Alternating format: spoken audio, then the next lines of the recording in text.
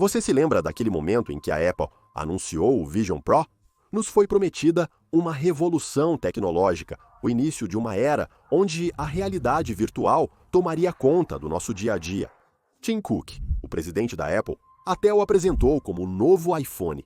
Mas hoje, menos de um ano depois, a Apple está admitindo um fracasso bastante raro para a marca da maçã. Eles planejavam vender, inicialmente, 800 mil unidades no primeiro ano. No entanto, as vendas reais provavelmente não atingirão as 500 mil unidades, das quais metade foi vendida na primeira semana em pleno hype. O fraco desempenho fez a Apple reduzir a produção do Vision Pro e cogitar interromper totalmente sua fabricação até o fim do ano. Por que esse projeto, tão ambicioso, desmoronou? E, acima de tudo, o que isso diz sobre o futuro da realidade virtual? É culpa do preço, que era completamente insano, como os jovens dizem, da falta de aplicativo ou de um desinteresse geral por esse tipo de produto. Hoje, vamos explorar juntos por que o Vision Pro foi um fracasso.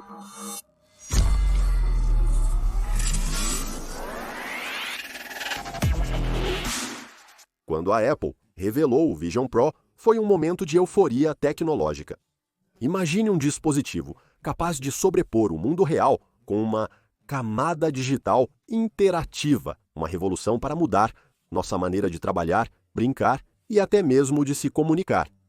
Tim Cook, o diretor executivo da empresa, e sua equipe destacaram uma promessa ambiciosa. O Vision Pro seria para a realidade mista, o que o iPhone foi para os smartphones. Nada menos que uma nova era, e ainda assim, desde o início, algo não estava certo. Vamos encarar os fatos. 3.999 euros e até 4.200 euros em alguns países da Europa. Você ouviu corretamente, um ano de aluguel para um estudante com aprendizado profundo. A esse preço, o Vision Pro não era apenas um produto tecnológico, mas um luxo absoluto reservado a uma elite. É como se a Apple tivesse esquecido que até seus clientes mais leais têm limites.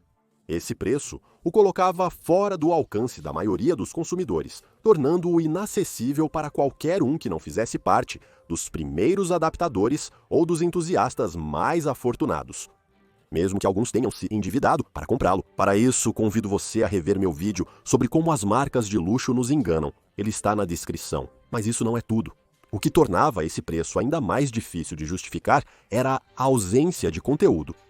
Desde o lançamento, o Vision Pro tinha apenas 12 aplicativos compatíveis. Em comparação, quando o iPad chegou em 2010, ele já tinha milhares de aplicativos prontos para uso. Mesmo o iPhone, que foi uma verdadeira revolução tecnológica, tinha mais aplicativos no lançamento da App Store, com um catálogo de cerca de 500. E seu preço de lançamento era apenas de 399 euros na França e na Europa. Os usuários descobriram que, com o Vision Pro, eles não podiam assistir Netflix, ouvir Spotify ou usar muitas outras plataformas populares. Resumindo, a promessa de um dispositivo multifuncional desmoronou ao ser ligado. E então, havia essa questão fundamental: para que realmente servia esse dispositivo afinal? O iPhone transformou a maneira como nos comunicamos, o iPad redefiniu o consumo de conteúdo digital, mas o Vision Pro, a Apple nunca realmente explicou por que precisávamos dele. O fone de ouvido parecia preso entre dois mundos, caro demais para ser um gadget de entretenimento, mas não funcional o suficiente para uso profissional. Desde as primeiras semanas, as críticas começaram a chover. Compradores do Vision Pro reclamaram da escassez de apps, curva de aprendizado e experiência de usuário restrita.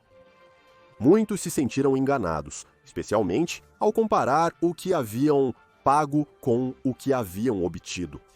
Imagine gastar milhares de euros em um produto e perceber que você nem sabe o que fazer com ele depois de alguns dias.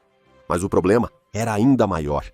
O Vision Pro não se enquadrava no modelo típico da Apple de tornar tecnologias complexas acessíveis para as massas. Desta vez, tudo parecia difícil, da personalização do aparelho à integração em um ecossistema Apple. Mesmo para funções simples como assistir a um filme ou trabalhar em documentos. E isso sem falar da ridícula autonomia da bateria, que é um absurdo para um aparelho que custou tão caro como veremos mais adiante.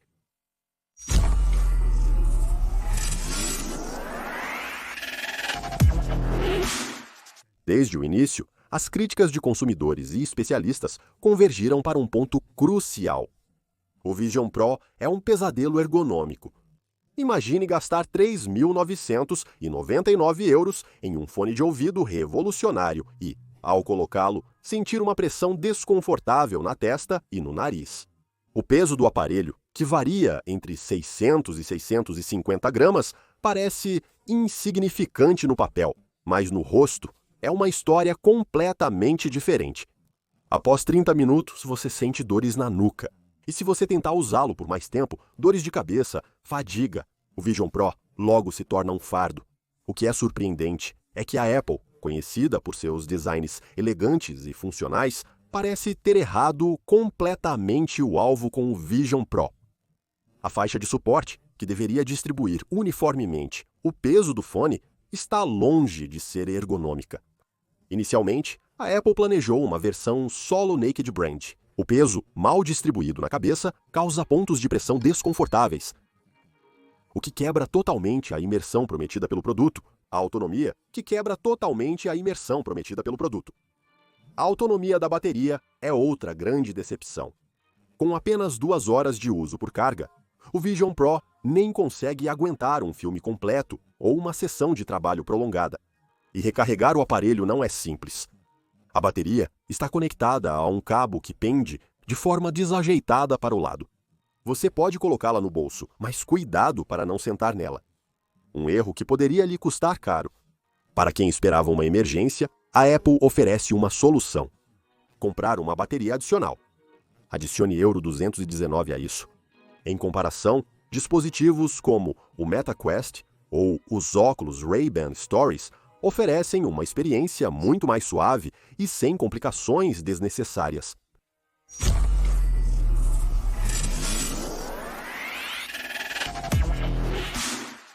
O Vision Pro da Apple chegou aí um mercado que já era dominado por atores bem estabelecidos, e foi aí que as coisas tomaram um rumo bastante inesperado. Pois apesar de todo o prestígio da Apple, o Vision Pro acabou enfrentando concorrentes muito mais acessíveis, práticos e, acima de tudo, adaptados às necessidades dos usuários. Nesse jogo, a Apple perdeu e eis o motivo.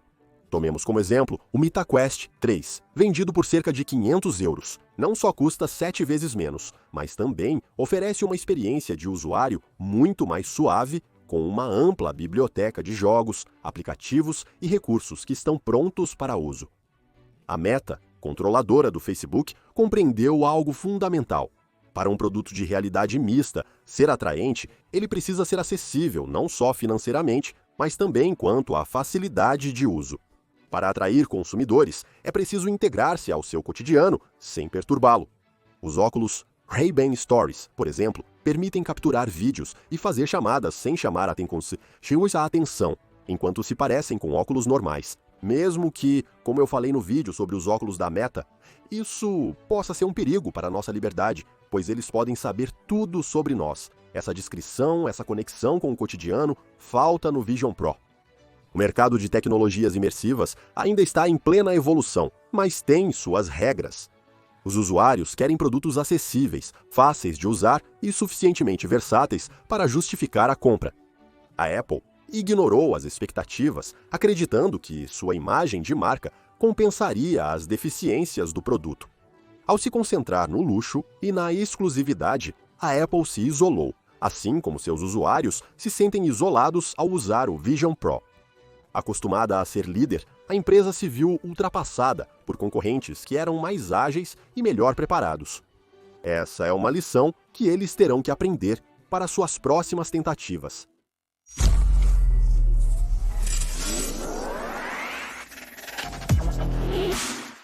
Se a Apple sempre foi mestre em vender seus produtos, desta vez, sua estratégia de marketing pareceu desconectada das expectativas do público. A campanha de marketing do Vision Pro visava consumidores de elite dispostos a gastar milhares de dólares para serem os primeiros a adotar uma nova tecnologia. Se essa abordagem funciona para produtos como o iPhone ou o MacBook, que têm uma utilidade clara e um apelo amplo, aqui ela falhou completamente. Mas por quê? Você pode estar se perguntando. Porque o Vision Pro não tinha nada para atrair além desse público muito restrito. Não havia justificativa para um investimento tão colossal para o grande público. E pior ainda, os próprios consumidores-alvo se sentiram traídos por um produto que faltava conteúdo e refinamento. Normalmente, a Apple se destaca na arte de contar uma história em torno de seus produtos. Com o Vision Pro, essa narrativa falhou completamente. Os anúncios destacavam usos futuristas, mas pouco concretos. Faltavam cenários realistas mostrando como o produto melhoraria o cotidiano do usuário. As demonstrações exibiam usuários em ambientes artificiais isolados do seu entorno. Em comparação, outras marcas como Meta destacaram casos de uso reais e enraizados na vida cotidiana. A mensagem deles era simples: eis um produto fácil de usar para tarefas concretas. Esse contraste distanciou ainda mais o marketing da Apple da realidade. Por fim, a Apple buscou reforçar a exclusividade do Vision Pro ao limitar sua compra por meio de canais específicos. Atualmente, é impossível fazer um pedido no site deles sem um dispositivo Apple ou configurá-lo sem um escaneamento facial personalizado. Se essa estratégia visava reforçar a singularidade do Vision Pro, na verdade, criou barreiras extras aos usuários. Ao invés de estimular a compra, ela tornou a experiência deles mais desgastante. Para a Apple, cujo sucesso depende muito da capacidade de contar uma história poderosa e envolvente sobre seus produtos, esse fracasso de marketing é particularmente notável. E talvez seja um dos fatores-chave que explicam por que a versão Vision Pro 1 já está começando a desaparecer.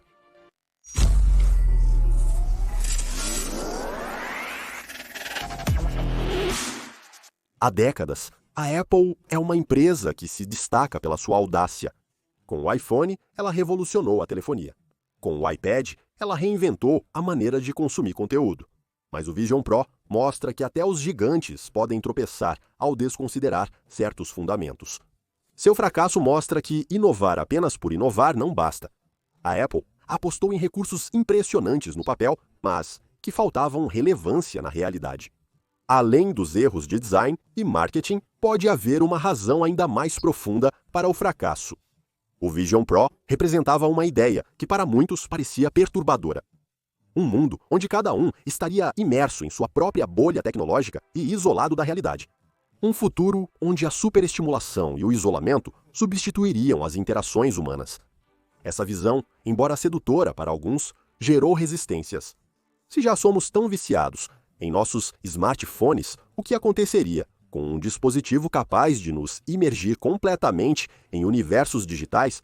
A realidade mista, em seu extremo, evoca cenários dignos de Black Mirror, onde os indivíduos vivem em realidades artificiais personalizadas em detrimento do mundo real. Outro problema é que, como você sabe, a Apple sempre construiu seu sucesso em um ecossistema fechado, onde cada produto funciona melhor quando integrado a outros dispositivos da marca.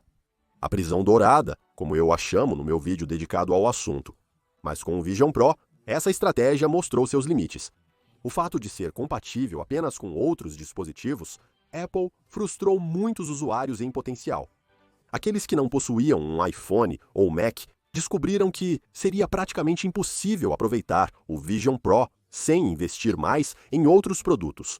Essa barreira, que funciona para produtos como o iPhone ou o Apple Watch, provou ser contraproducente aqui porque reforçava a ideia de uma elite. Tim Cook defendeu o Vision Pro como uma elite. Tim Cook defendeu o Vision Pro como um produto para early adopters, uma tecnologia de vanguarda que conquistaria seu espaço com o tempo. Essa explicação levanta uma questão. A Apple subestimou a maturidade do mercado para um produto assim? A realidade mista ainda é uma tecnologia de nicho por enquanto. Os consumidores ainda não estão preparados para incorporar fones de ouvido de realidade aumentada no seu dia a dia. Além disso, a falta de um caso de uso convincente reforçou a ideia de que o Vision Pro estava à frente de seu tempo. Mas liderar pode ser tão desafiador quanto estar defasado.